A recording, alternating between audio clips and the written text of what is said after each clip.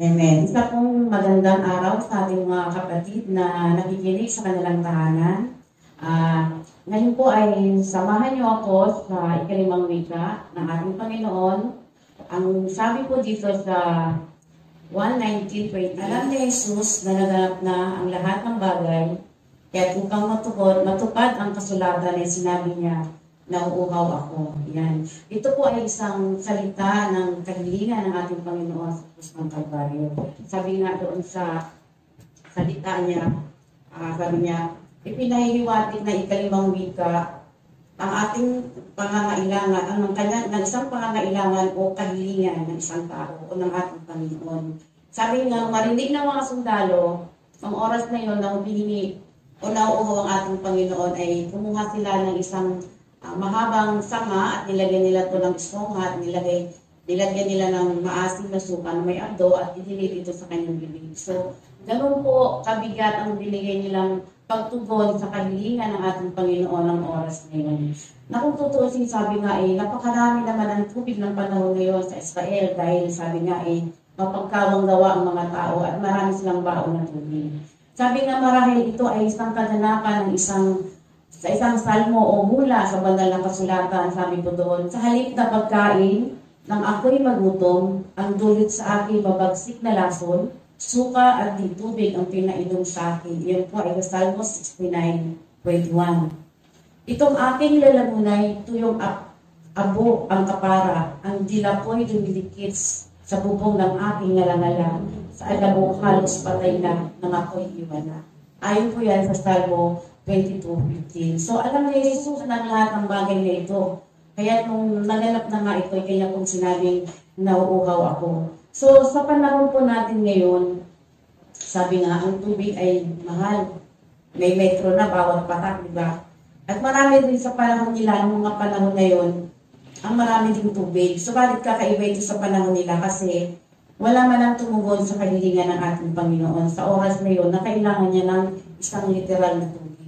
So, magbibigay po ako ng 2 punto. Sabi nga, bakit nauuhaw si Jesus sa mga panahon na yun?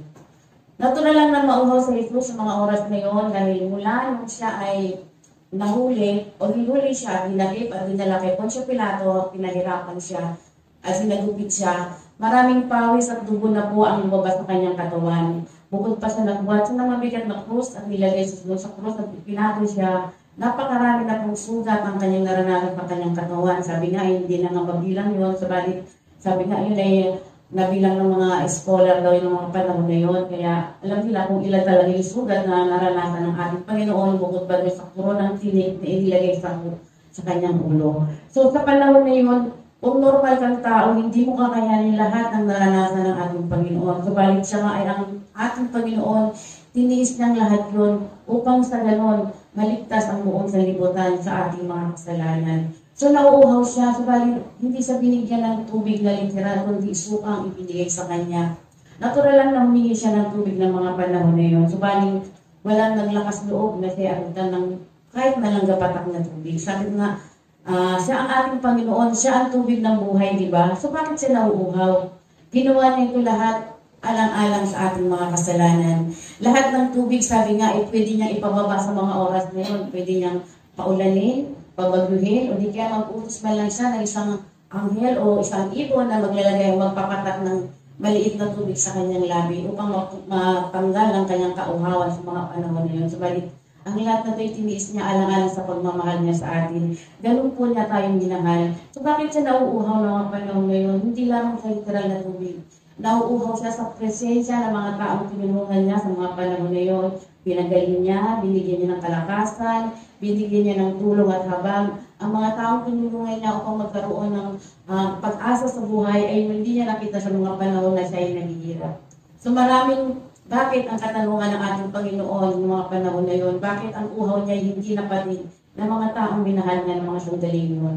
So sa panahon natin ngayon, tayo rin po siguro ganun din ang tutugon natin sa Panginoon dahil hindi natin siya kilala ng mga panahon na yun. Kung tayo siguro nabubuhay nun, baka isa rin tayo sa mga nagpahirap sa Kanya, isa rin tayo sa nagbigay ng sama ng loob sa panahon na naghihirap ang ating Panginoon. So dapat ibigay natin, sabi nga, ang nararapat sa Panginoon mga panahon na yun. Subalit wala ni isa ang tumingin sa ating Panginoon sa hirap na naranasan niya. Pangalawang puntos po, saan at kanino nauuhaw ang ating Panginoon. Yan. Sabi nga, ipinapakita sa walang ito ang pangangailangan at kailangan ni Jesus ang dapat nakatugunan sa kanyang pagkauhaw. Subalit iba ang binibigay na katugunan ng mga tao sa kanya.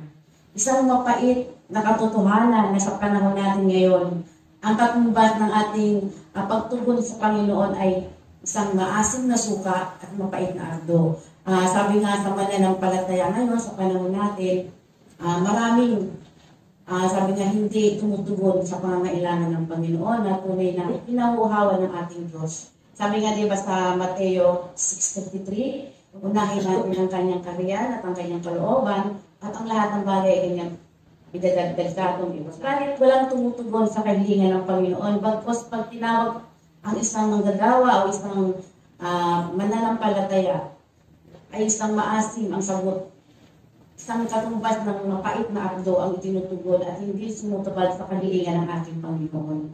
Nauuhaw ang Panginoon sa tunay nating pananampalataya, sa katotohanan ng ating pananampalataya. Sabi nga, ang buong pagmamahal ng ating Panginoon ay hindi siya nagtira kahit 1% doon siya nabubuhay po. 100% binigay niya ang kanyang buhay sa krus ng Kalbaryo sa ikaliligtas ng buong sanlibutan. Subalit tayo, tuwing tayo tatawagin ng ating Panginoon, tuwing may kahilingan siya, isang mapait at maasim ang sagot ng bawat isa sa atin. Hindi natin binibigay yung kahilingan ng ating Panginoon. Sabi niya, siyempre yung kahilingan na ako'y nauuhaw. Subalit hindi natin ito na ibibigay na maayos sa ating Panginoon dahil marami tayong alibay. Lalo na sa panahon natin ngayon, di ba? Maraming, sabi nga, mga busy sa lahat ng bagay. Sabi nga, pag tinitignan mo yung kalsada, punong-puno ng tao, punong-puno ng mga sasakyan, sabi nga, traffic. Wala na silang panahon, sabi nga, na pumunta sa church. Kahit ang church hindi naman traffic, pero pagdating ng pananambahan, zero ang ating pananambahan sa Panginoon. Sabi nga, walang nakakarating sa nais ng Panginoon sa bawat isa sa atin. Sa panahon natin ngayon, sabi nga, kung ikukumpara tayo sa panahon ng ating Panginoon, wala tayong pinagkaiba sa pagtugon sa ating Panginoon sa kanyang pagkauhaw sa tunay na pananampalataya. So yun lamang po, maraming salamat.